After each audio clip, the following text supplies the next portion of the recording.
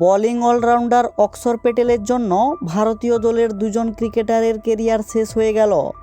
অক্সর প্যাটেল দলে সুযোগ পাওয়ার পর থেকে নিজেকে দুর্দান্তভাবে মেলে ধরেছেন।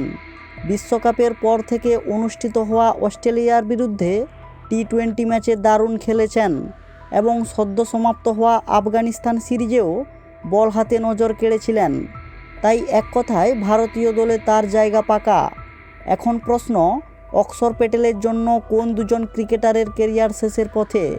বিষয়টি জানতে পুরো ভিডিওটি দেখতে থাকুন। বন্ধুরা, চ্যানেলটিতে নতুন হলে সাবস্ক্রাইব করে নিন। অক্সর প্যাটেল দলে সুযোগ পেয়ে দুর্দান্ত পারফরম্যান্স করার জন্য যে দুজন ক্রিকেটারের কেরিয়ার শেষ করে দিচ্ছেন, এদের মধ্যে প্রথম নামটি হলো রবীন্দ্র জাদেজা।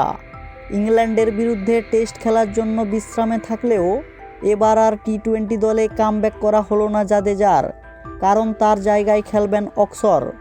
আফগানিস্তান সিরিজে নজরকাড়া পারফরম্যান্স করার জন্য 2024-এর বিশ্বকাপে চান্স পেয়ে যান, তাই আসন্ন টি-20 বিশ্বকাপে সুযোগ পাননি জাদেজা।